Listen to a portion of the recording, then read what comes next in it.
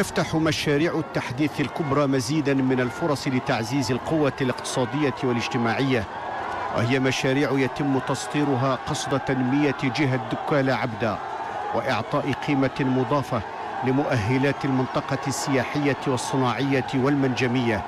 مشروع الطريق السيار الجديد آسفي بطول 143 كيلومتر يخلق دينامية حقيقية لفائدة المناطق التي يعبرها هذا الإنجاز الهام.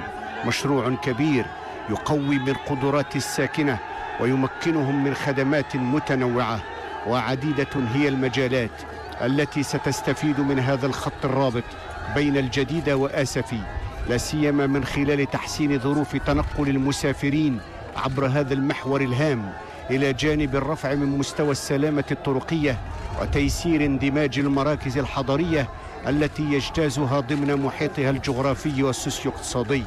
وسيعمل هذا الطريق السيار على انخراط المنطقة بشكل أساسي في مقاربة اندماجية تكاملية تترابط آلياتها، تتواصل مواقعها وعملياتها في إطار تصور متوازن متناسق، ويركز التوجه الملكي باستمرار على تمتيع كل المناطق والجهات من نصيبها في المشاريع وبرامج التنمية والتطور.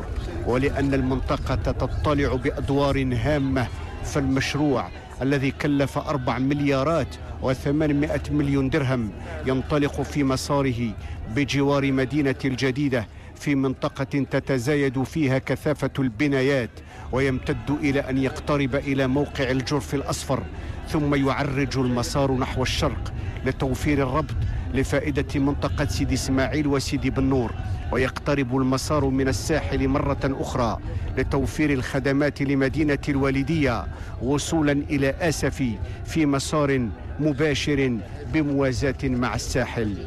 ينقسم المشروع إلى 4 مقاطع. مقطع الجديدة الجرف الأصفر ينجز بتكلفة 668 مليون درهم. مقطع الجرف الأصفر سيدي إسماعيل كلف إنجازه 974 مليون درهم. أما المقطع الثالث من سيدي إسماعيل الوالدية فقد رصد له استثمار بمبلغ 973 مليون درهم. أما المقطع الرابع الوالدية آسفي فيقدر مبلغ إنجازه ب1128 مليون درهم. وقد تم تمويل الغلاف المالي المخصص لإنجاز هذا المشروع من طرف الصندوق العربي للإنماء الاقتصادي والاجتماعي والبنك الأوروبي للاستثمار. إنجاز الطريق السيار الجديد آسفي يدخل في إطار العقد البرنامج 2008-2015 الموقع في 2 يوليوز 2008 في حضرة جلالة الملك. ويهم هذا البرنامج تشييد طرق سيارة بطول 384 كيلومتر تضم الطريق المداري الرباط سلا، والطريق السيار برشيد بن ملال، والطريق السيار الجديد آسفي، والطريق السيار الدار البيضاء برشيد عبر تطبليل.